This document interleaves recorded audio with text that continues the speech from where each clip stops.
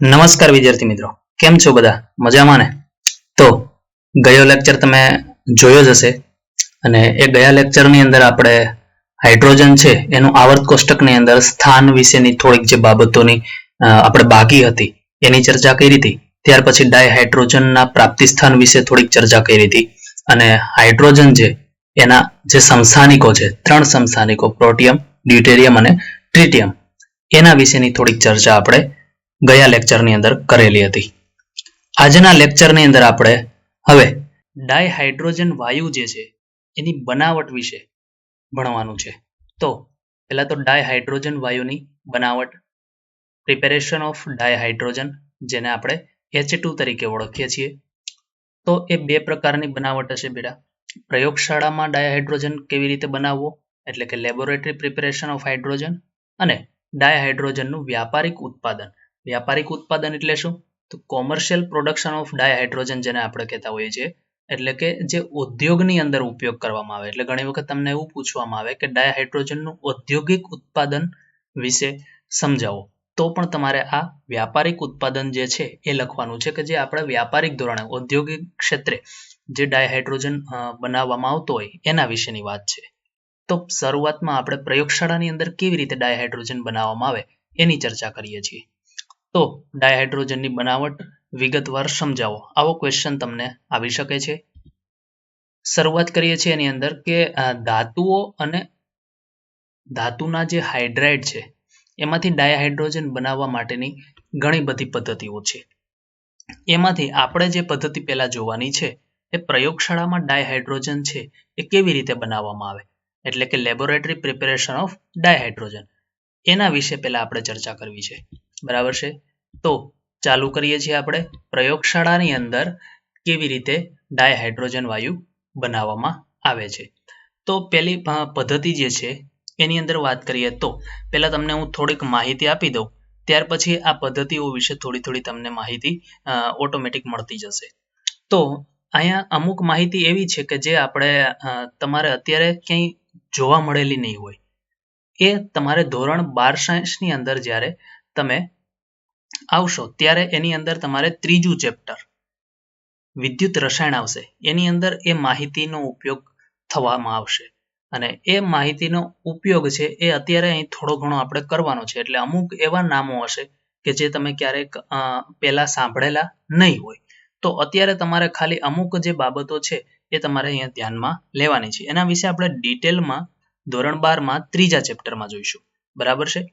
ચાલો, તો અહીંયા આપણે H2 વાયુ જે છે પ્રયોગશાળામાં બનાવવો તો છે, પણ એ બનાવવા માટે આપણે ધાતુનો ઉપયોગ કરવાનો છે. તો હવે કઈ કઈ ધાતુ જે છે એનો ઉપયોગ કરી આપણે H2 વાયુ બનાવી શકીએ. તો એના માટેની હું અહીં વાત કરું છું તમને. પહેલી વસ્તુ લખું છું કે કઈ કઈ ધાતુનો ઉપયોગ કરી શકાય. તો એના માટે વાત કરીએ છીએ કે એવી ધાતુઓ કે જે હાઇડ્રોજન કરતાં વધારે ઇલેક્ટ્રોપોઝિટિવ હોય. અહીં લખીને કહું છું તમને, એવી ધાતુ કે જે હાઇડ્રોજન કરતાં વધારે ઇલેક્ટ્રોપોઝિટિવ હોય. આનો મતલબ શું થાય પહેલા તો એ સમજો. હવે મેં હમણાં કીધું ને કે અમુક શબ્દો એવા આવશે કે જે તમારે ધોરણ 12ના ત્રીજા ચેપ્ટરની અંદર તમને ખ્યાલ આવશે. તો ઇલેક્ટ્રોપોઝિટિવ કોને કહેવાય? એ જે છે એ ધાતુ હોય હંમેશા એક તો પોઝિટિવ ચાર્જ ધરાવતી, એટલું તો તમને ખ્યાલ હશે જ. બીજી વસ્તુ, એ ઇલેક્ટ્રોપોઝિટિવ છે એના વિશે એ ઇલેક્ટ્રોડ તરીકે આપણે એનો ઉપયોગ કરી શકશું. હવે ઇલેક્ટ્રોડ એટલે શું? તો કે ધોરણ 10 ની અંદર તમે ઘણી બધી બનાવટો હાઇડ્રોજન વાયુની બનાવટ વિશે અને એમાં તમે ક્યાંય પ્રયોગશાળાની અંદર જોયું હશે. તો એમાં ખ્યાલ હશે કે આપણે કોઈ વિદ્યુત રાસાયણિક કોષ હોય તેની અંદર ધાતુની પટ્ટી લેવામાં આવે. એ ધાતુની પટ્ટી છે એને આપણે અંગ્રેજીમાં ઇલેક્ટ્રોડ કહીશું. તો અહીંયા જે ધાતુ છે એની પટ્ટી ઇલેક્ટ્રોડ તરીકે કઈ કઈ વાપરી શકીએ આપણે? તો હાઇડ્રોજનની બનાવટ માટે તમારે એવી ધાતુનો ઉપયોગ કરી શકો કે જેમાં એનું ઇલેક્ટ્રોપોઝિટિવિટી જે છે એ હાઇડ્રોજન કરતાં વધારે હોવી જોઈએ. એવી કઈ કઈ ધાતુ? તો ઉદાહરણ તરીકે તમને આપું તો Zn છે, Fe છે, Mg છે, આવી ધાતુઓ છે એને તમે ઉપયોગ કરી અને H2 વાયુ બનાવી શકો. તો અહીંયા લખીએ છીએ આપણે આવી ધાતુનો ઉપયોગ કરી H2 મેળવી શકાય છે. આ માહિતી બધી એટલા માટે આપું છું કે અહીંયા તમને બુકમાં ક્યાંય માહિતી આપેલી નથી. આ માત્ર ને માત્ર ક્યારેક આપણે અહીંયા તમને એક પ્રક્રિયા આપેલી છે માત્ર Zn માટે જ આપેલી છે. તો Zn સિવાય કઈ કઈ ધાતુ આ પ્રક્રિયા કરી શકે છે એ આપણે ખ્યાલ હોવો જોઈએ. ઘણી વખત MCQ માં કે કોઈ પણ જગ્યાએ ક્વેશ્ચન ની અંદર આવી જાય તો તમને ખ્યાલ હોવો જોઈએ. એટલા માટે હું તમને આ થોડીક બીજી જે માહિતી વધારાની છે આપું છું. બરાબર છે. તો હવે કઈ ધાતુ ના લઈ શકાય તો એના માટેને આપણે વાત કરીએ છીએ. જે ધાતુ હાઇડ્રોજન કરતા ઓછી ઇલેક્ટ્રોપોઝિટિવ હોય.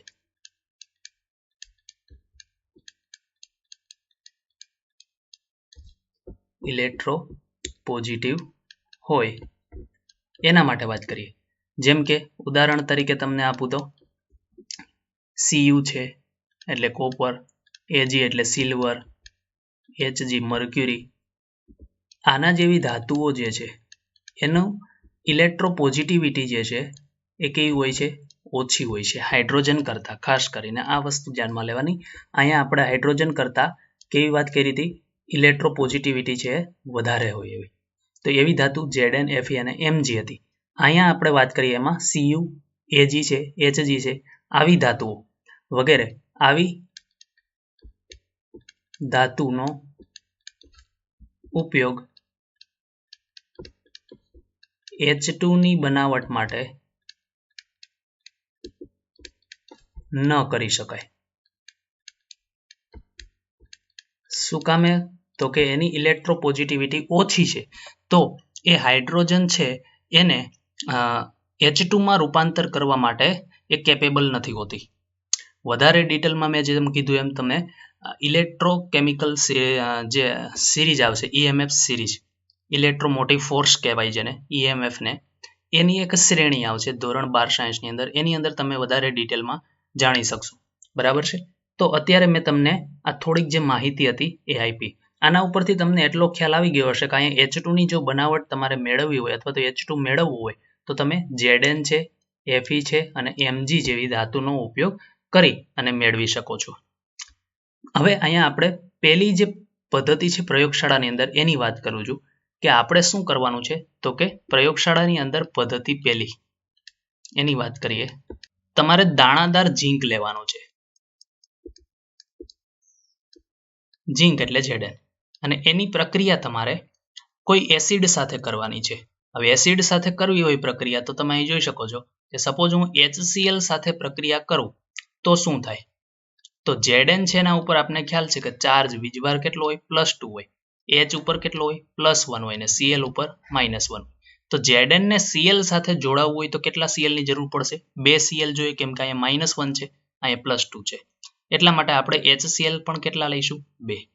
બીજી વસ્તુ આપણે અહીં બનાવવાનું શું છે?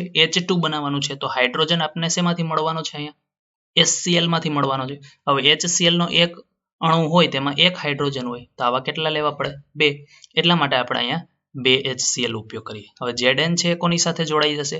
આવા 2 Cl સાથે જોડાઈ ZnCl2 બનાવે વત્તા શું મળશે આપને? H2 ગેસ સ્વરૂપે મળશે. ઉપરની તરફનો એરો તમને અહીં શું બતાવે છે કે H2 છે એ વાયુ સ્વરૂપે છે. બરાબર છે. તો આ ZnCl2 પ્લસ H2. હવે આ પ્રક્રિયાની અંદર આ HCl છે એ શું છે આપણા માટે? એસિડ છે. અને આપને ખ્યાલ છે તમે ઘણી વખત પ્રક્રિયાની અંદર પણ જોયું છે કે જ્યાં એસિડ હોય એ હંમેશા H+ આપે. તો એસિડ HCl ની જગ્યાએ તમે H+ પણ લખી શકો. તો અહીંયા તમે 2H+ આવું લખી શકો છો અથવા તો 2HCl પણ લખી શકો. તો પ્રક્રિયાની અંદર તમને શું મળે? Zn + 2H+ હોય તો Zn +2 મળશે વત્તા H2 ગેસ મળશે. તો આ રીતે મળશે કારણ કે એની પાસે Cl તો જતા રહ્યા એટલા માટે. બીજી વસ્તુ અહીંયા આ જે HCl છે એ આપણે ઉપયોગ કર્યો તો એક HCl માં એક હાઇડ્રોજન હોય, આપણે H2 જોઈએ છે એટલે 2 HCl નો ઉપયોગ કર્યો. પણ હવે જો હું એમ કહું કે અહીંયા આપણે એની જગ્યાએ HCl ની જગ્યાએ H2SO4 હોય તો શું થાય? તો કે Zn પ્લસ H2SO4. તો આપણે એક જ H2SO4 નો ઉપયોગ કરીએ તો પણ ચાલે. તો સામે તમને શું મળશે? Zn. બીજી વસ્તુ અહીંયાથી આપણે H2 તો છૂટો પાડવાનો છે. ચાલો છૂટો પાડી દઈએ છીએ H2. ગેસ સ્વરૂપે બહાર નીકળી જશે. હવે વધ્યું શું? SO4-2. SO4 ઉપર વીજભાર કેટલો હોય? -2 હોય. Zn ઉપર કેટલો હોય? +2 હોય. મતલબ આ બંને જોડાઈ જશે. શું બની જશે? ZnSO4. તો આ રીતે તમે H2SO4 પણ લઈને પ્રક્રિયા કરી શકો છો. બરાબર છે. બીજી વાત જેમ કરી એમ મેં કે Zn ની જગ્યાએ તમે બીજી કઈ કઈ ધાતુ લઈ શકો? તો કે Fe પણ લઈ શકો છો. જેમ કે Fe પ્લસ 2HCl આવું લઈ શકાય. તો પણ તમને સામે શું મળે? જેમ ZnCl2 મળતું તેવી રીતે FeCl2 પ્લસ H2 આ રીતે તમને મળશે. બરાબર છે. તો Fe પણ લઈ શકાય. એવી રીતે Mg નો પણ ઉપયોગ તમે કરી શકો છો. Mg પ્લસ 2HCl લઈએ તો તમને સામે શું મળશે? MgCl2 plus H2. તો આ રીતે આપણે આ પ્રક્રિયા કરી શકીશું. અહીંયા તમને માત્ર ને માત્ર એક પ્રક્રિયા આપેલી છે કે Zn પ્લસ 2H પ્લસ સામે Zn plus 2 plus H2 dihydrogen વાયુ બનાવી શકાય છે. આ બોર્ડના લેવલ માટેની વાત છે કે બોર્ડની અંદર તમારે પ્રક્રિયા લખવાની છે. તમારે આટલી લખી શકો છો. પણ વધારાની માહિતી માટેની આ વસ્તુ છે. એટલે ખાસ કરીને અહીંયા જે વસ્તુ અમુક કહેતો હોય તમારે સાઈડમાં નોટ કરીને લખતી જવાની છે. બરાબર છે. જે તમારે JEE અને નીટ માટે ઉપયોગી થશે. એટલે આ વસ્તુ તમારે ખાસ ધ્યાનમાં લેવાની છે. જે વસ્તુ અહીં હું કહેતો જાઉં એ પ્રમાણે તમારે કામ કરતું જવાનું છે. આ છે આપણા ગુજરાત બોર્ડ માટેની વસ્તુ છે. જ્યારે આ તમારે નીટ અને JEE માટે કામ આવી શકે એવી વસ્તુ છે. ખ્યાલ આવી ગયો? હવે આગળ વાત કરીએ છીએ. ત્યાર પછીની આપણી જે બીજી પદ્ધતિ છે એ પદ્ધતિ જોઈએ છે પ્રયોગશાળાની અંદર જે બનાવટ આપણે જોઈ રહ્યા છીએ અહીંયા H2 વાયુની. તો પ્રયોગશાળાની અંદર આપણે બીજી કઈ રીતે આપણે H2 બનાવી શકીએ? તો એની અંદર આપણે ઝીંક લેવાનો છે અને ઝીંકની પ્રક્રિયા તમારે કોઈ પણ જલીય આલ્કલી સાથે કરવાની છે. તો જલીય આલ્કલી. બરાબર છે. તો જલીય આલ્કલી સાથે પ્રક્રિયા કરવાની છે અને સામે તમને શું મળશે? તો કે સામે તમને H2 વાયુ સ્વરૂપે મળશે અને પ્લસ તમને અહીંયા કોઈ પણ જે તમે જલીય આલ્કલી લીધેલો હશે એનો તમને અહીંયા એટલે કે જલીય આલ્કલીની અંદર જનરલી શું હશે? તો કે મેટલના કોઈ પણ હાઇડ્રોક્સાઇડ હશે તમારી પાસે. મેટલના હાઇડ્રોક્સાઇડ MOH હોય. એટલે અહીંયા તમારી પાસે જે MOH હશે એનું તમને અહીંયા જે પણ હશે એ બાકીનું વધારાનું મળશે આ રીતે. બરાબર છે. ઓકે. સિમ્પલ અહીંયા વાત કરીએ તો જલીય આલ્કલી તરીકે તમે શું લઈ શકો છો? જેમ કે NaOH લઈ શકાય છે. ચલો KOH લઈ શકાય છે. આવી વસ્તુ તમે અહીંયા લઈ શકો છો જલીય આલ્કલી તરીકે. ઓકે. તો અહીં પ્રક્રિયાની અંદર શું થશે? તો કે Zn છે પ્લસ સપોઝ અહીંયા આપણે KOH નો ઉપયોગ કરીએ તો 2KOH સામે શું મળશે તમને?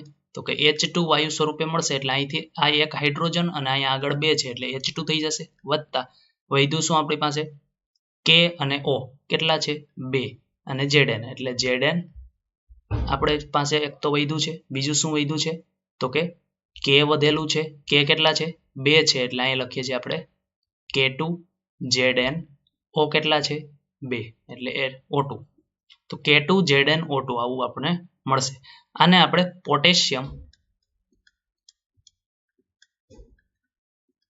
ઝિંકેટ એવું નામ થશે. Potassium zincate. આવી જ રીતે તમે NaOH નો ઉપયોગ કરો તો તમને સોડિયમ ઝિંકેટ મળે. જે તમને અહીંયા પ્રક્રિયા આપેલી છે Zn plus 2 NaOH Na2ZnO2 sodium zincate ખાસ નામ યાદ રાખજો પ્લસ H2. તો આ રીતે તમે કોઈ પણ જલીય આલ્કલી એની સાથે Zn ધાતુની પ્રક્રિયા કરશો એટલે તમને ડાયહાઇડ્રોજન વાયુ બની જશે. આ હતી આપણી બે પ્રક્રિયા જે પ્રયોગશાળાની અંદર આપણે Zn નો ઉપયોગ કરી અને H2 વાયુ બનાવી શકીએ એની હતી. હવે ત્યાર પછીની જે પ્રક્રિયા જોવાના છે એ આપણે વ્યાપારિક ધોરણે એટલે કે ઔદ્યોગિક લેવલે કઈ રીતે H2 વાયુ બનાવવામાં આવે છે એ જોવાના છે. તો ડાયહાઇડ્રોજનનું વ્યાપારિક ઉત્પાદન કોમર્શિયલ પ્રોડક્શન ઓફ ડાયહાઇડ્રોજન તો સામાન્ય રીતે જે ઉપયોગમાં લેવામાં આવતી જે પદ્ધતિઓ છે એ પદ્ધતિને આપણે લાઈન ટુ લાઈન એક એક પછી એક પદ્ધતિને આપણે જોતી જવાની છે. ઘણી બધી પદ્ધતિઓ છે. એની અંદર આપણે પહેલી પદ્ધતિ જે જોવાની છે એમાં આપણે પ્લેટિનમનો એક વિદ્યુત ધ્રુવ લેવાનો. વિદ્યુત ધ્રુવ એટલે ઇલેક્ટ્રોડ. હમણાં જે મેં વાત કરી એમ કે વિદ્યુત રાસાયણિક કોષ હોય એની અંદર જે ધાતુની પટ્ટી લેવામાં આવતી હોય એ પટ્ટીને આપણે ઇલેક્ટ્રોડ તરીકે ઓળખીશું. હમણાં એક આકૃતિ પણ હું તમને બતાવીશ એટલે ખ્યાલ આવી જશે તમને. અને એની અંદર તમારે એ પ્લેટિનમનો વિદ્યુત ધ્રુવ લેવાનો હોય છે અને એનો ઉપયોગ કરી તમારે એસિડિક પાણી સાથે લેવાનું છે. એ એસિડિક પાણી અને એના દ્વારા તમારે વિદ્યુત વિભાજન કરી ડાયહાઇડ્રોજન વાયુ બનાવવામાં આવતો હોય છે. કેવી રીતે બનાવવામાં આવશે એ હું હમણાં તમને અહીંયા સમજાવું છું. તો અહીંયા જેમ આગળ વર્ણન કર્યું એ વસ્તુ હું તમને અહીંયા સમજાવું છું. કરવાનું શું છે તમારે? તો અહીંયા એક તમને કોષ દોરીને બતાવું છું. તમારે દોરવાની જરૂર નથી. ખાલી તમને સમજાવવા પૂરતો હું તમને અહીંયા બતાવું છું. કેવી રીતે તમારે એની અંદર રિએક્શન થતી હોય એ ખાલી જોવાની છે. તો અહીંયા તમારી પાસે એક આ રીતનો વિદ્યુત રાસાયણિક એક પ્રકારનો કોષ હોય છે.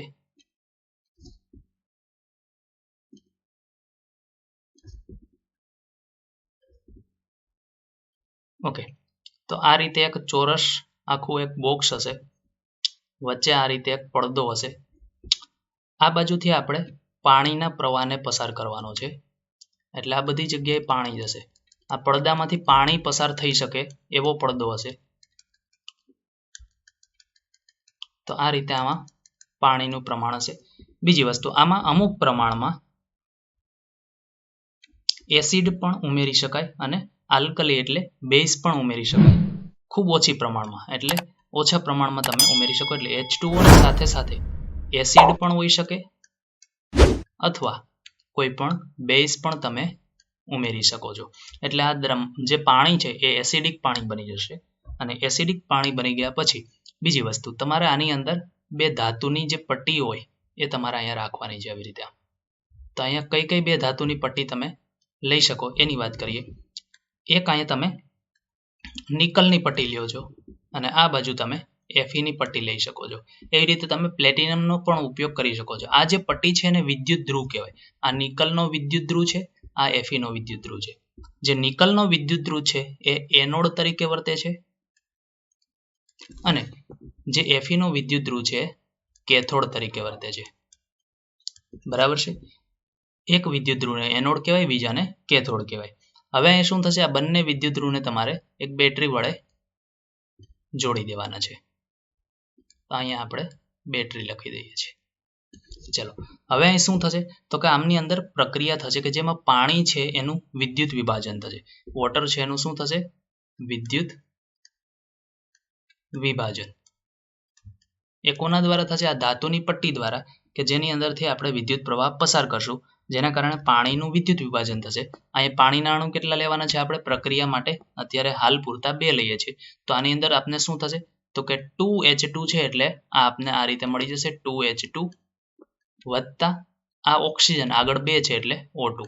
તો બંને ગેસ સ્વરૂપે આપને અહીંયા પ્રાપ્ત થશે H2 વાયુ અને ઓક્સિજન વાયુ. તો તમે અહીં જોઈ શકો છો કે 2 હોલ બતાવેલા છે. અહીંયાથી આપને H2 વાયુ મળશે, આ જગ્યાએથી આપને O2 વાયુ આ રીતે બહાર નીકળતો હશે. અહીંયા ગેસ સ્વરૂપે આ રીતે અહીંથી ઓક્સિજન વાયુ અને આ બાજુથી આમ હાઇડ્રોજન વાયુ ગેસ સ્વરૂપે બહાર નીકળતો હોય છે. તો આ આકૃતિથી તમે સમજી શકો છો. અહીંયા આપને આ પ્રક્રિયા પણ બતાવી. પણ આની જે ક્રિયાવિધિ છે એ કેવી રીતે લખવાની છે એ તમને હું અહીંયા કહી દઉં છું કે આની જે ક્રિયાવિધિ, હવે આ ક્રિયાવિધિ જે છે એ તમારે ક્યાંય લખવાની નથી, પણ નોંધ કરીને તમે બતાવી શકો છો, જેથી ક્યારેય પણ કઈ જગ્યાએ આવી હોય તો તમે ખ્યાલ આવી શકે. એટલા માટે હું તમને અહીંયા ક્રિયાવિધિ જે છે એ બતાવું છું. તો ક્રિયાવિધિની અંદર આપણે જેમ કીધું એમ આપણી પાસે 2 વસ્તુ છે, એક કેથોડ છે, એક એનોડ છે. તો કેથોડ ઉપર જે પ્રક્રિયા થાય છે એ તમને અહીં હું લખીને બતાવું છું. કેથોડની અંદર જે પ્રક્રિયા થશે એમાં શું થશે? તો કે પહેલા તો આપણી પાસે પ્રક્રિયાની અંદર આપણી પાસે જે પાણી છે 2H2O એને છૂટું પાડશું તો આપણી પાસે શું મળશે? H+ વત્તા OH-. બરાબર છે? આવા 2 છે એટલા માટે આપણે અહીંયા આગળ 2H+ લખશું અને 2OH- લખશું. તો અહીંયા સિમ્પલ જે આ H+ ઉત્પન્ન થાય છે એની વાત કરીએ છીએ. આ H+ એમાંથી શું કરશું આપણે તો કે એક ઇલેક્ટ્રોન એને આપશું. એક ઇલેક્ટ્રોન મેળવશે એટલે H ની અંદર એક ઇલેક્ટ્રોન આવે એટલે શું થશે તો કે હાઇડ્રોજન થઈ જશે. હવે ફરી પાછો એક હાઇડ્રોજન પ્લસ એક ઇલેક્ટ્રોન મેળવે એટલે શું થઈ જશે ફરી પાછો એક હાઇડ્રોજન હશે. તો હવે આ જે હાઇડ્રોજન છે એની પાસે એક ઇલેક્ટ્રોન હોય આપણને ખ્યાલ છે. આની પાસે પણ એક ઇલેક્ટ્રોન હોય છે. એક હાઇડ્રોજનમાં એક ઇલેક્ટ્રોન હોય તો આ બંને ભેગા થશે એટલે એક હાઇડ્રોજન પ્લસ આ બીજો હાઇડ્રોજન. તમે રાસાયણિક બંધન ચેપ્ટર છે એની અંદર જોયું હશે. તો આ રીતે તમને અહીંયા શું મળી જશે H2 મળી જશે. બરાબર છે. એનોડની વાત કરીએ તો એનોડ ઉપર કેવી રીતે પ્રક્રિયા થશે તો આ એનોડ છે. એનોડની ઉપર OH- છે એની પ્રક્રિયા થાય કારણ કે આ બાજુ એનોડમાંથી શું નીકળે છે ઓક્સિજન વાયુ નીકળે છે અને કેથોડમાં શું નીકળતો હતો હાઇડ્રોજન વાયુ. તો એ રીતે આપણે એનોડની અંદર ઓક્સિજન વાયુ કેવી રીતે ઉત્પન્ન થાય એની ચર્ચા કરીએ. OH- છે એમાંથી OH વત્તા જે માઇનસ છે એનો એક ઇલેક્ટ્રોન છૂટો પડી ગયો. આવી રીતે ફરી પાછી પ્રક્રિયા કરીએ તો ફરી પાછો આ રીતે એક OH લઈ લે ફરી પાછા બે OH ભેગા થઈ જાય આ રીતે અને બે ઇલેક્ટ્રોન છૂટા પડી જાય. આ બે ઇલેક્ટ્રોન ક્યાં ઉપયોગ કર્યા આપણે કેથોડની અંદર આ રીતે બે ઇલેક્ટ્રોન હાઇડ્રોજનને આપ્યા આપણે. એ કઈ જગ્યાએથી મળ્યા હતા આપણે એનોડમાંથી મળ્યા હતા. બરાબર છે. હવે જે આ બે OH બન્યા એ બે OH ને ભેગા કરવા છે આપણે. તો OH પ્લસ OH ભેગા થશે એટલે શું થઈ જશે H2O પ્લસ એક ઓક્સિજન છૂટો પડી જશે. આ OH અને એક હાઇડ્રોજન એ બે ભેગા થઈ H2O બનાવી દેશે. એક ઓક્સિજન છે આપણે અહીંયા લખી નાખ્યો. આવું ફરી પાછું બીજી વખત આ પ્રોસેસ કરવાની. OH પ્લસ OH સામે શું મળે H2O પ્લસ O. હવે આ બેને ભેગી કરી દઈએ પ્રક્રિયા એટલે આપણે સામે શું મળી ગયું 4 OH થઈ ગયા. તો 4 OH માંથી આપણને શું મળ્યું 2 H2O વત્તા O2. આ જે O2 છે એ વાયુ સ્વરૂપે આપણને કઈ જગ્યાએ મળે છે એનોડની અંદર અહીંયા તમે જોઈ શકો છો. એવી રીતે અહીંયા જે H2 વાયુ મળે છે એ કઈ જગ્યાએ આપણે કેથોડની અંદર તમે અહીંયા જોઈ શકો છો. આ સિમ્પલ એની ક્રિયાવિધિ હતી. કેવી રીતે કામ કરવાનું છે મેં તમને અહીંયા સમજાવ્યું. કોઈ જગ્યાએ લખેલું નહીં મળે તમને પણ તમારે ખાલી ખ્યાલ આવવો જોઈએ એટલે નોંધ કરીને તમે અહીંયા સાઈડમાં આ રીતે લખી શકો છો. ત્યાર પછી આવી જ રીતે આપણે જેમ આગળ પ્લેટિનમ છે અથવા તો નિકલ અને Fe ના જે વિદ્યુત ધ્રુવો લીધા હતા આપણે એવી રીતે તમે હવે અહીંયા નિકલનો વિદ્યુત ધ્રુવ લઈ શકો છો. નિકલનો વિદ્યુત ધ્રુવ અને જે દ્રાવણ હતું વિદ્યુત વિભાજ્યનું દ્રાવણ વિદ્યુત વિભાજ્યનું દ્રાવણ એના તરીકે તમારે હવે બેરિયમ હાઇડ્રોક્સાઇડ લેવાનું છે. બેરિયમ હાઇડ્રોક્સાઇડ એટલે BaOH નું એક જલીય દ્રાવણ લેવાનું છે. જલીય દ્રાવણ એટલે એકવેસ સોલ્યુશન પાણીમાં રહેલું દ્રાવણ પાણીમાં બનાવેલું દ્રાવણ. તો એ નિકલનો વિદ્યુત ધ્રુવ એ BaOH અને પાણી એની સાથે રહેલું હશે એનું વિદ્યુત વિભાજન કરશે અને એમાંથી તમને જે H2 વાયુ છે મુક્ત થશે. આ જે H2 વાયુ છે એ અતિ શુદ્ધ હશે અને એ શુદ્ધતા એની કેટલી હશે તો કે 99.95% કરતા પણ વધારે શુદ્ધ હશે આ જે H2 વાયુ બનશે. એટલે આ ખાસ ધ્યાનમાં રાખજો.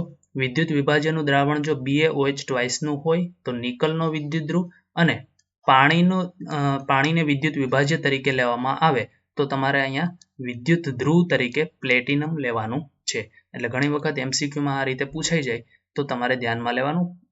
અહીંયા પાણી છે એ એસિડિક લેવાનું છે.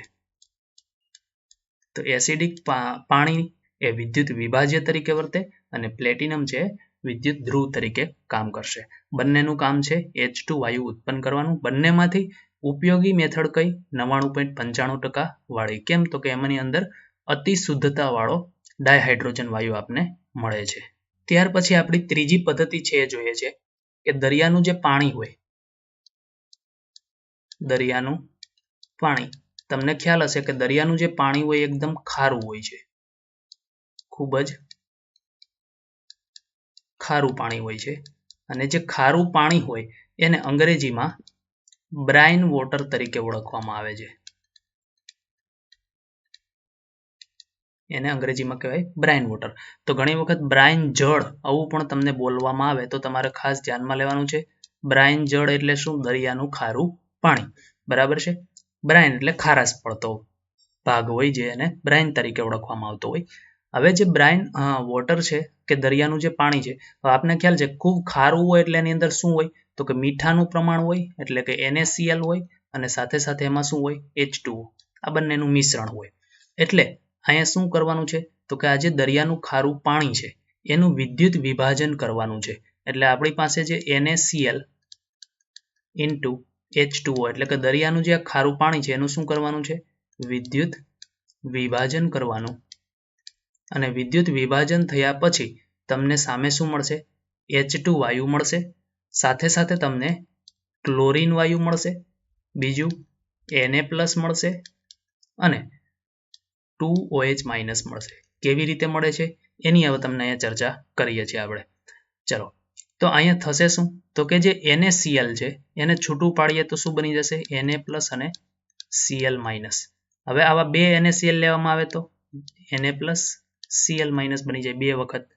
આની પ્રક્રિયા પાણી સાથે કરવાની તો પાણી કેટલા લઈએ છીએ આપણે બે લઈએ છીએ, બે NaCl ને બે પાણી લીધા.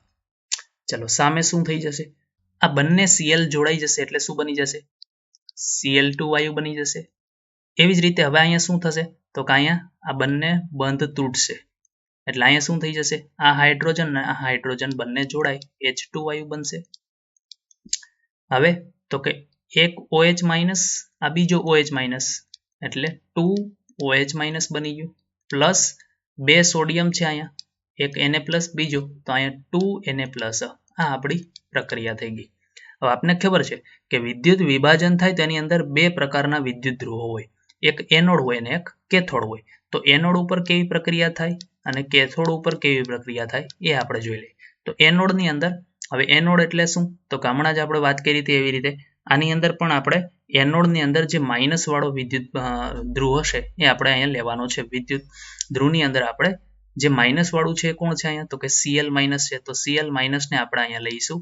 આવા કેટલા લીધા હતા આપણે બે લીધા હતા પ્રક્રિયા દરમિયાન. સામે શું થઈ જતું હતું બે Cl જોડાય Cl2 બની જતું હતું પ્લસ બીજી વસ્તુ એક Cl માં એક માઇનસ આવા બે Cl માં બે માઇનસ, એક માઇનસ એટલે એક ઇલેક્ટ્રોન આવા બે એટલે બે ઇલેક્ટ્રોન છૂટા પડી ગયા. આ બે ઇલેક્ટ્રોનનો ઉપયોગ આપણે હવે ક્યાં કરીશું કેથોડમાં કરીશું. જેમ આગળ આપણે મેં હમણાં આકૃતિ દોરીને સમજાવ્યું એમાં જેમ શીખવાડ્યું એવું જ કામ આમાં કરશું. ચલો કેથોડ ઉપર આપણે શું લેશું જેમ અહીંયા પાણીના બે અણુ લીધા હતા એ જ વસ્તુ આપણે અહીં લેશું H2O. આવા કેટલા લઈશું બે લઈશું. ચલો બે ઇલેક્ટ્રોન એ મેળવશે એટલે શું થશે હવે તો અહીંથી આ હાઇડ્રોજન છૂટો પડે, હાઇડ્રોજન H+ સ્વરૂપે છૂટો પડે. આવા કેટલા છૂટા પડે બે છૂટા પડે કારણ કે બે H2O છે તો બે હાઇડ્રોજન બે ભેગા મળીને શું બનાવી દે H2 બનાવી દેશે એટલે અહીંયા આપણે H2 લખશું પ્લસ હવે બે ઇલેક્ટ્રોન આ OH છે એક OH એક ઇલેક્ટ્રોન મેળવે, બીજો OH બીજો OH ઇલેક્ટ્રોન મેળવે તો અહીં શું મળી જશે OH એક ઇલેક્ટ્રોન મેળવે તો માઇનસ, આવા બે OH બે વખત એક એક ઇલેક્ટ્રોન આ રીતે મળી જશે એને તો 2OH- બની જશે.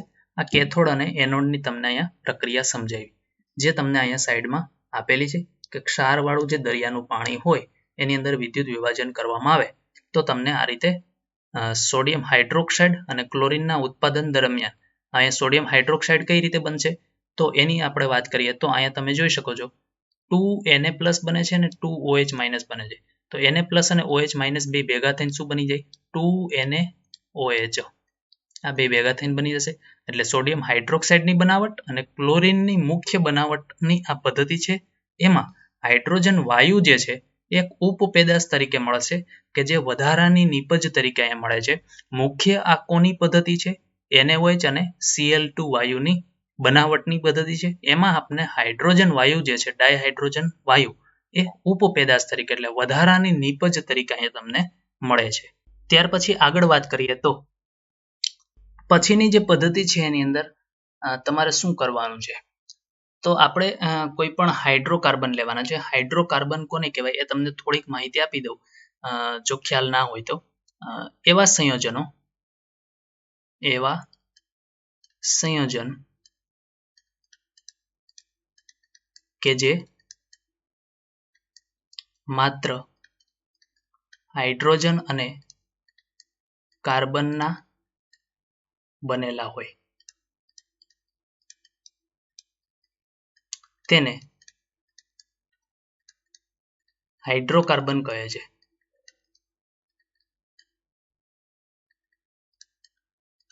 ઉદાહરણ તરીકે તમને આપું તો CH4 જેને આપણે મિથેન તરીકે ઓળખીએ છીએ. બીજું ઉદાહરણ આપું તો CH3 CH2 CH3 1 2 અને 3 કાર્બન એટલે આને પ્રોપેન નામ બોલાય. તો આવા ઘણા બધા હાઇડ્રોકાર્બનના સંયોજનો આપણે બનાવી શકીએ છીએ. ઓકે, તો અહીંયા હાઇડ્રોકાર્બન તમારે લેવાનું છે કોઈ પણ, અથવા તો કોકનો મતલબ શું થશે? બીજું કોઈ નહીં પણ કોલસો લેવાનું છે ભાઈ. નકર ઘણી વખત કોક એટલે આપણે બીજા સમજતા હોય, પણ કોક એટલે કોલસો આપણે અહીંયા લેવાનો છે. કોલસાની અંદર પણ કાર્બન જ રહેલો હોય છે, એટલા માટે આપણે એનો ઉપયોગ કરવાનો છે. અને આને આપણે શું કરવાનું છે તો કે પાણીની વરાળ સાથે પ્રક્રિયા કરવાની. પાણીની વરાળ એટલે શું? તો કે પાણી લેવાનું પણ વાયુ સ્વરૂપે લેવાનું એટલે વરાળ થઈ ગઈ. અને 1270 કેલ્વિન તાપમાને નિકલની હાજરીમાં, નિકલ છે ઉદ્દીપક તરીકે અહીંયા કામ કરશે, અને એ નિકલ ઉદ્દીપકની હાજરીમાં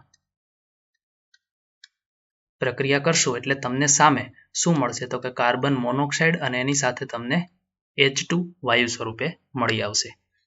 હવે પ્રક્રિયાની અંદર ખાસ ધ્યાનમાં લેવાની વસ્તુ એ છે કે અહીંયા જે હાઇડ્રોકાર્બન છે, જેમ કે તમને એમ કીધું મેં કે CH4 છે એ હાઇડ્રોકાર્બનનું સંયોજન છે, તો એની અંદર તમે કાર્બનની સંખ્યા કેટલી લ્યો છો? 1. હાઇડ્રોજનની સંખ્યા કેટલી લ્યો છો? 4. તો એના માટેનું જે સામાન્ય સૂત્ર કેવી રીતે બનાવી શકાય? CnH2n+2. કેમ? તો કે n બરાબર હવે કાર્બનની સંખ્યા કેટલી? 1. તો 1 લઈ લે એટલે શું બની જાય? C1. હાઇડ્રોજન માટે વાત કરીએ તો 2 કૌંસમાં n ની કિંમત કેટલી છે? 1+2. એટલે આ શું બની ગયું આપણા માટે? C. 1 છે એટલે C લખો. હાઇડ્રોજન 2 ગુણ્યા 1 એટલે 2 જ કહેવાય. 2 વત્તા 2 એટલે 4. તો આપણું આ CH4 મળી ગયું. એટલે હાઇડ્રોકાર્બનનું સામાન્ય સૂત્ર તમને પૂછે તો આ લખવાનું CnH2n+2. જે આલ્કેન માટે ઉપયોગમાં લેવામાં આવે છે. આવા આલ્કેન, આલ્કીન અને આલ્કાઇન આવા 3 પ્રકાર હાઇડ્રોકાર્બનના છે, જે તમે ડિટેલમાં કાર્બનિક રસાયણ વિજ્ઞાન શીખશો ત્યારે તમને ખ્યાલ આવી જશે. બરાબર છે? પણ અત્યારે હાલ પૂરતું તમે આ જે આલ્કેન છે એનું સામાન્ય સૂત્ર છે એવું ધ્યાનમાં લેજો. આલ્કેનનું સામાન્ય સૂત્ર પૂછાય તો તમારે ધ્યાનમાં લેવું CnH2n+2. આ આપણે અહીંયા લેવાનું છે CnH2n+2, અને એની સાથે આપણે n = 1 છે એટલે અહીંયા n છે એટલા જ આપણે અહીંયા H2O લેવાના છે, એટલે NH2O લેવાના છે. સામે તમને NCO એટલે કાર્બન મોનોક્સાઇડ મળશે, અને H2 કેટલા મળશે તો કે 2n+1 જેટલા H2 મળશે તમને. ઉદાહરણ તરીકે આપણે અહીં વાત કરતા હતા CH4 પ્લસ આપણે લેવાનું છે H2O. હવે CH4 ની અંદર n એટલે શું? આ ખાસ ધ્યાનમાં લેજો. n એટલે કાર્બનની સંખ્યા. કાર્બનની સંખ્યા. તો અહીં કાર્બનની સંખ્યા 1 છે, તો આપણે H2O પણ કેટલા લેવાના? 1. સામે આપણે પ્રક્રિયા જેમ કરતા તેમ 1270 કેલ્વિન તાપમાન નિકલ ઉદ્દીપકની હાજરીમાં શું થશે તો કે આપણે કંઈ પણ પહેલા તો આ રીતે લખી નાખવાનું છે COH2. હવે વાત કરતા હતા અહીંયા આગળ n હતું, અહીંયા n = 1 છે એટલે 1 CO મળશે, પ્લસ 2n+1. n ની કિંમત કેટલી છે? 1. એટલે 2 ગુણ્યા 1 એટલે 2 જ રહેશે, પ્લસ 1 એટલે 3. તો 3H2 આપણે અહીંયા મળશે. હવે તમે પ્રક્રિયા જોશો તો બેલેન્સ થઈ ગઈ હશે. 1 કાર્બન, અહીંયા પણ 1 કાર્બન, અહીંયા 2 હાઇડ્રોજન ને 4 અહીંયા ટોટલ કેટલા થઈ ગયા? 6. તો 3 દુને 6 હાઇડ્રોજન, 1 ઓક્સિજન, અહીંયા પણ 1 ઓક્સિજન. તો આ રીતે આપણે પ્રક્રિયા બેલેન્સ પણ થઈ ગઈ છે. અહીંયા CO અને H2 આ જે છે એનું 2 વાયુસ છે આપણા માટે. અહીંયા બંને વાયુનું મિશ્રણ મળે છે. હાઇડ્રોજન પણ વાયુ અને કાર્બન મોનોક્સાઇડ પણ વાયુ છે. તો વાયુનું જે મિશ્રણ છે એને જળવાયુ કહેવામાં આવે છે. જળવાયુ શું કામે? તો કે પાણીમાંથી મળે છે, વરાળમાંથી, એટલા માટે પાણીની વરાળ છે એમાંથી મળે છે એટલે એને જળવાયુ તરીકે ઓળખીશું. આનો ઉપયોગ કરીએ આપણે આ પ્રક્રિયાને તમે રિવર્સ પણ કરી શકો છો. તો રિવર્સ કરીએ તો શું થાય? એનો અર્થ એવો થયો કે CO અને 3H2 ભેગા કરવામાં આવે તો મિથેન મળે છે આપને. એટલે મિથેન છે એ પણ તમે આ રીતે કહી શકો છો. બીજી વસ્તુ CO અને H2 નું જે મિશ્રણ છે એનાથી તમે મિથેનોલ અને હાઇડ્રોકાર્બનના સંશ્લેષણ આ એક મિથેન બનાવ્યું એવી રીતે તમે મિથેનોલનું બંધારણ કેવું થાય કહી દઉં. મિથેનોલ એક પ્રકારનો આલ્કોહોલ છે તો મિથ એટલે એક કાર્બન તો CH3OH આ મિથેનોલનું બંધારણ થઈ ગયું જે તમે CO અને 3H2 ના ઉપયોગથી બનાવી શકો છો. તો આના ઉપયોગથી તમે મિથેનોલ અથવા તો હાઇડ્રોકાર્બન બનાવી શકો છો. એટલા માટે આ જે મિશ્રણ છે જળવાયુનું મિશ્રણ એને સીન ગેસ તરીકે ઓળખવામાં આવે છે. સીન ગેસ શું કામે કહેવાય એ કહું છું. સીન ગેસને અંગ્રેજીમાં લખવું હોય તો આ રીતે લખીએ આપણે. હવે આ ગેસ આપણે બનાવેલો છે એટલે એના ઉપરથી નામ પડ્યું એનું સંશ્લેષિત ગેસ. સંશ્લેષિત ગેસ એટલે વાયુ. ચલો તો સંશ્લેષિતને અંગ્રેજીમાં શું કહેવાય? સિન્થેટિક.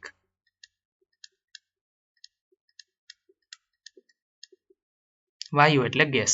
તો સિન્થેટિક ગેસ શબ્દ ઉપરથી સીન ગેસ એવું નામ આપવામાં આવ્યું છે. એટલે અહીંયા મિથેનોલ અને હાઇડ્રોકાર્બન એટલે કે CH4 છે પછી તો કે CH3 એટલે ઇથેન છે. આવા કાર્બનના હાઇડ્રોકાર્બનના સંશ્લેષણ એટલે એની બનાવટમાં પણ આ સીન ગેસ એટલે કે જળવાયુ છે એનો ઉપયોગ થઈ શકે છે. એટલા માટે એને સંશ્લેષિત વાયુ તરીકે આપણે ઓળખીશું. સંશ્લેષિતને અંગ્રેજીમાં સિન્થેટિક કહેવાય અને એને શોર્ટમાં આપણે સીન તરીકે ઓળખીશું એટલે સીન ગેસ તરીકે આપણે એને ઓળખીશું. ખાસ ધ્યાન રાખજો CO અને H2 નું જે મિશ્રણ છે એને આપણે સીન ગેસ તરીકે ઓળખીશું. હાલના સમયની વાત કરીએ તો આ સીન ગેસ છે એ સુએજ છે લાકડાના જે બારીક ભૂક્કા હોય આટલો અહીંયા યાદ રાખજો બારીક ભૂકો જે હોય લાકડાના જે ટુકડા હોય સમાચાર પત્રના જે કાગળો હોય એમાંથી બનાવવામાં આવતું હોય છે. બીજું કોલસામાંથી સીન ગેસ બનાવવાની જે પ્રક્રિયા છે કોલસો એટલે અહીંયા કીધું તેમ કોક એમાંથી જે સીન ગેસ બનાવવાની જે પદ્ધતિ છે એને કોલ ગેસિફિકેશન તરીકે ઓળખવામાં આવે છે. ખાસ ધ્યાનમાં રાખજો IMP વ્યાખ્યા છે આ. સીન ગેસ કોને કહેવાય એ વસ્તુ એક ધ્યાનમાં લેવાની. બીજી વસ્તુ કોલ ગેસિફિકેશન કોને કહેવાય તો કોલસામાંથી સીન ગેસ બનાવવાની જે પ્રક્રિયા છે એને આપણે કોલ ગેસિફિકેશન તરીકે ઓળખીશું. ત્યાર પછી આપણે આગળ વધીએ તો આપણે જેમ હમણાં વાત કરી એમ કે અહીંયા જે આ કાર્બન છે એટલે કે કોલસો કાર્બન એટલે કોલસો અને એમાંથી જે સીન ગેસ બનાવવાની જે જળવાયુ બનાવવાની જે પદ્ધતિ છે એને આપણે કોલ ગેસિફિકેશન તરીકે ઓળખીએ છીએ. તો એ પદ્ધતિ અહીંયા આપી છે કાર્બન પ્લસ H2O 1270 કેલ્વિને પ્રક્રિયા કરીએ તો કાર્બન અને આમાં રહેલો ઓક્સિજન જોડાઈ જાય એટલે CO બની જશે અને H2 છે વાયુ સ્વરૂપે આ રીતે છૂટો પડી જાય. તો આ જે પદ્ધતિ છે આ પ્રોસેસ છે એનું નામ છે કોલ ગેસિફિકેશનની પદ્ધતિ. ત્યાર પછી આગળ વાત કરીએ તો આયર્ન ક્રોમેટ એટલે કે FeCrO4 એને ઉદ્દીપક તરીકે લેવાનો છે અને એની પ્રક્રિયા આપણે સીન ગેસની અંદર કરવાની છે. તો સીન ગેસમાં શું કરશું એ જોઈ લઈએ. ચલો એની અંદર આપણે વાત કરીએ તો અહીંયા આપણે શું કર્યું પહેલા તો કે કાર્બન પ્લસ H2O લીધું હતું. કોલ ગેસિફિકેશનની પદ્ધતિની વાત કરું છું 1270 કેલ્વિન તાપમાને અને આપને શું મળ્યું હતું CO પ્લસ H2 આ આપણી પ્રક્રિયા છે કોલ ગેસિફિકેશન. એમાં જે CO ઉત્પન્ન થયું કાર્બન મોનોક્સાઇડ એની પ્રક્રિયા આપણે હવે પાણીની વરાળ સાથે કરવાની. પાણીની વરાળ એટલે વાયુ સ્વરૂપે અને એની અંદર તમારે એક ઉદ્દીપક વાપરવાનું જેનું નામ છે FeCrO4 જેનું નામ થશે આયર્ન ક્રોમેટ. બરાબર છે. તાપમાન કેટલું લઈશું 673 કેલ્વિને લઈશું. તો તમને સામે શું મળશે તો કે CO અને આ જે Fe ની વરાળ છે H2O ની જે વરાળ છે એની સાથે પ્રક્રિયા થશે તો તમને ફરી પાછું અહીં શું મળશે તો કે CO આમાં રહેલો ઓક્સિજન આની સાથે જોડાઈ જાય તો CO2 બની જશે પ્લસ ફરી પાછો એક H2 વાયુ સ્વરૂપે બહાર નીકળશે. અહીંયા CO2 પ્લસ H2 બને છે. આ પ્રક્રિયાની અંદર શું થયું તો કે જળવાયુ છે એનું સ્થાનાંતર કર્યું. આ આપણા માટે જળવાયુ હતો એનું સ્થાનાંતર કર્યું અને CO2 પ્લસ H2 ફરી પાછું બનાવ્યું. આની અંદર આપણે આ પ્રક્રિયા છે એને જળવાયુ સ્થાનાંતરની પ્રક્રિયા અંગ્રેજીમાં એને વોટર ગેસ શિફ્ટ રિએક્શન કહેવામાં આવે છે. એટલે આ પણ ખાસ ધ્યાનમાં રાખજો. આ જે પ્રક્રિયા છે એનું નામ શું હતું કોલ ગેસિફિકેશન.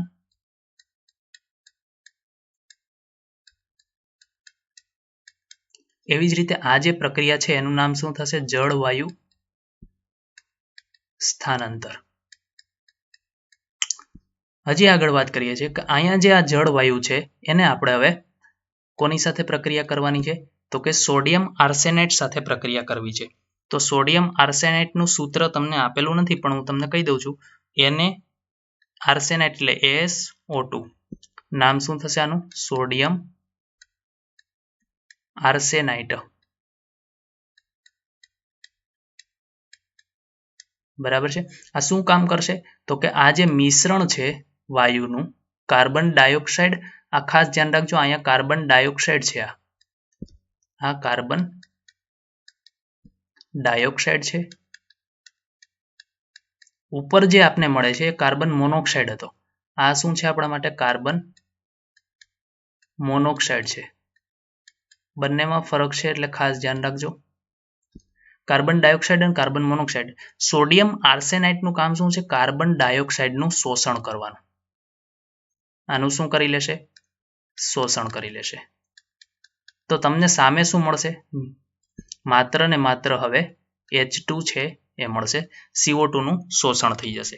એટલે અહીં કીધું છે કે આ જળવાયુને આપણે શું કરવાનું છે સોડિયમ આર્સેનેટના દ્રાવણમાંથી પસાર કરવામાં આવે તો શું થાય કાર્બન ડાયોક્સાઇડને આપણે દૂર કરી શકીએ છીએ. હાલમાં જે પદ્ધતિની વાત કરીએ તો એમાં 77% જેટલો ઔદ્યોગિક રીતે ડાયહાઇડ્રોજન વાયુ છે એનું આપણે ઉત્પાદન કરી શકીએ છીએ. એમાં ખાસ કરીને શેમાંથી મળશે પેટ્રો રસાયણમાંથી એમ મળી શકશે 77% જેટલો ઔદ્યોગિક પ્રક્રિયા દ્વારા. બીજો 18% જે છે એ H2 વાયુ કોલસામાંથી મળશે. 4% છે આપને જલીય દ્રાવણો છે એમાંથી એના વિદ્યુત વિભાજનથી મળશે અને 1% જે છે એ અન્ય બીજા સ્ત્રોતમાંથી આપને ડાયહાઇડ્રોજન મળતો હોય છે. તો આ હતી આપણી ડાયહાઇડ્રોજન વાયુ છે એની બનાવટ કે જેની અંદર આપણે બે પ્રકારની આજે બનાવટ જોઈ. એક પ્રયોગશાળાની અંદર કેવી રીતે ડાયહાઇડ્રોજન વાયુ બનાવવો અને એક આપણે ઔદ્યોગિક લેવલે અથવા તો તમને વ્યાપારિક ધોરણે કોમર્શિયલ પ્રોડક્શન ઓફ હાઇડ્રોજન એવું પૂછાય તો તમારે આ પદ્ધતિઓ છે એને લખવાની છે. આની અંદર બીજી વધારાની જે માહિતી આપેલી છે એ તમારે નોટ કરીને લખવાની છે સાઈડમાં. બરાબર છે જેથી કરીને તમને ખ્યાલ આવી શકે કે આની અંદર કેવી રીતે પ્રક્રિયાઓ થયેલી છે. બાકી તમારે જે આ વર્ણન મેં તમને લખેલું છે એ આપેલું છે એ તમારે ગુજરાત બોર્ડના સિલેબસ પ્રમાણે જોવાનું છે. તો આજે આટલા સુધી રાખીએ છીએ. નમસ્કાર મિત્રો.